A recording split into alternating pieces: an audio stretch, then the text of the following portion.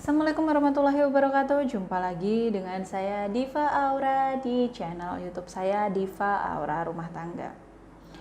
Sahabat Diva Aura semuanya, banyak sekali kita jumpai fenomena pernikahan siri. Lalu ada yang bertanya kepada saya, apa sih tanggapan Ibu Diva mengenai pernikahan siri, pro atau kontra? Saya akan bahasnya dalam video ini. Namun jika Anda merasa video ini bermanfaat atau menginginkan orang lain tahu bagaimana sih sebenarnya pernikahan siri itu dan apa saja kerugiannya jika Anda melakukan pernikahan siri, silakan Anda share linknya ke sosial media sahabat Diva Aura semuanya supaya banyak yang mendapatkan informasi tentang dampak atau kerugian seorang wanita yang dinikahi secara siri. Banyak sekali wanita yang bersedia dinikahi siri oleh pasangannya karena berbagai macam alasan. Tapi meskipun pernikahan siri ini sebenarnya sah secara agama, namun saya nggak recommended gitu ya. Karena apa? Nikah siri ini memiliki banyak kerugian oleh wanita yang dinikahi secara siri tentunya. Oke, jadi saya mau sedikit cerita. Ada satu contoh kasus klien saya yang mencoba untuk menghubungi saya, begitu maksud saya, bercerita bahwa dia ini dinikahi siri oleh suaminya. Padahal saat itu sudah sama-sama single parent, sudah tidak ada ikatan dengan istri sebelumnya dan tidak ada ikatan dengan suami sebelumnya. Namun entah kenapa si wanita ini ternyata mau dinikahi secara siri. Saya tidak tahu dan tidak menanyakan alasan pribadinya karena ya sudahlah, biar itu menjadi rahasia dirinya sendiri. Nah, kemudian setelah beberapa waktu dia bersama, tak kunjung juga dinikahi secara resmi. Dan akhirnya si pria yang menikahinya secara siri ini ternyata balikan lagi atau rujuk dengan si mantan istrinya, tentu saja dengan pernikahan yang sah secara agama dan secara negara. Jadi otomatis si wanita atau klien saya ini yang dinikahi secara siri merasa ditipu, merasa dihianati, merasa ditipu mentah-mentah begitu. Karena dia di sini tidak ada kekuatan hukumnya sama sekali. Dia tidak bisa menggugat suaminya karena tidak ada dasar hukum yang melindungi pernikahannya karena pernikahannya dilakukan secara siri. Meskipun pernikahan siri ini sah secara agama ya, tapi secara negara tidak diakui karena tidak ada di pencatatan KUA, tidak ada di pencatatan KUA seperti itu. Nah, ketika dia mau menggugat, tentu dia akan kesulitan, begitu. Karena tidak ada hal yang bisa membuktikan bahwa dia adalah istri sah dari si pria ini. Padahal dia sudah memiliki anak, ya, dan anaknya juga tidak mendapatkan tidak bisa dicatatkan sebagai ahli waris yang sah dari si pria ini meskipun dia anak kandungnya. Oke. Daripada meraba-raba apa sih sebenarnya dampak negatif dari pernikahan siri ini, dalam video ini saya akan menjelaskan 5 dampak negatif atau kerugian wanita yang dinikahi secara siri. Yang pertama, jika pria yang menikahi Anda secara siri ini ternyata masih ada hubungan pernikahan yang sah di mata agama dan di mata negara dengan seorang wanita, maka wanita yang menjadi istri sahnya ini bisa dengan mudah menggugat istri sirinya melalui jalur hukum pidana atas pernikahan yang dilakukan dengan suaminya secara siri. Dan si wanita yang dinikahi siri ini bisa terjerat hukum pidana. Gambarannya seperti ini. Si Mawar punya istri namanya Pak Bobi ya. Pak Bobi ternyata menikah siri dengan si Melati. Nah, ketika si Mawar tahu bahwa Pak Bobi menikah siri dengan si Melati, maka Mawar nggak terima, Mawar marah, merasa dihianati dan lain sebagainya. Maka Mawar melaporkan si Melati ke pihak yang berwajib atau gugat secara hukum pidana, itu bisa si Melati kena pasal.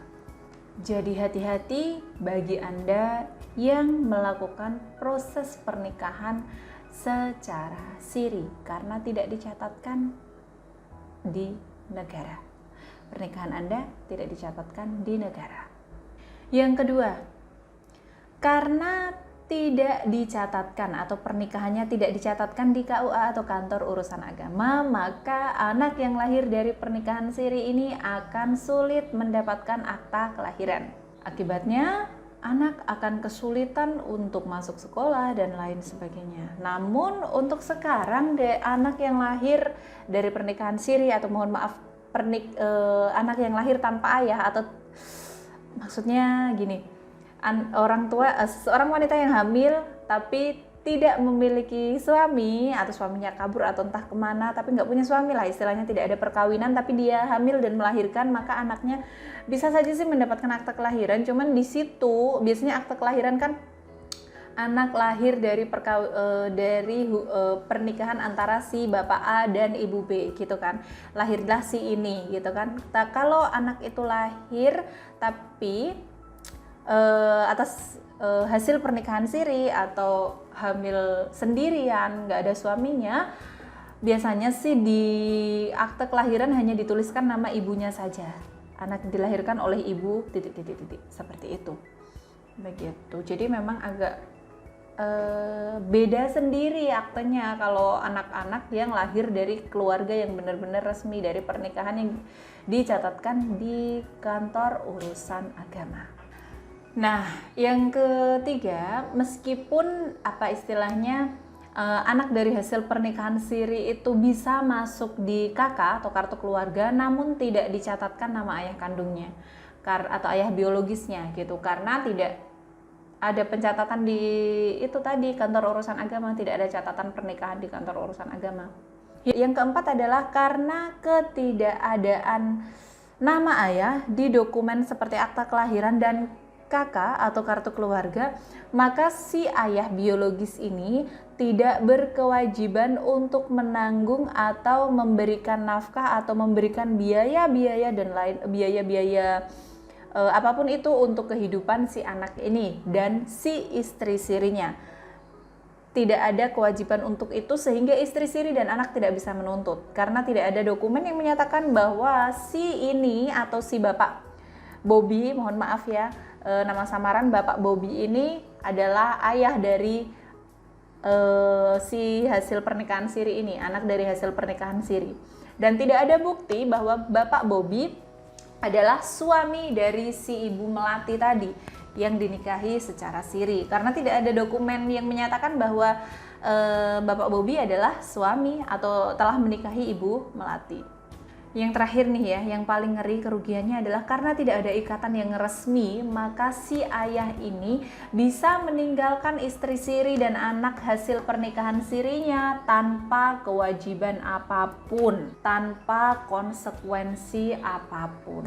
Nah, itulah mengapa seringkali saya menekankan kepada para wanita untuk jangan mau dinikahi siri apapun alasannya. Apapun alasannya, jangan mau dinikahi siri. Dengan dalih, biasanya nih orang-orang yang mau dinikahi siri itu dengan dalih, oke lah kita nikah dulu daripada zina. Itu alasan yang pertama yang biasanya digunakan oleh para pria yang ingin menikahi siri. Atau alasan yang kedua, aduh saya belum urus dokumen-dokumen ribet dan lain sebagainya.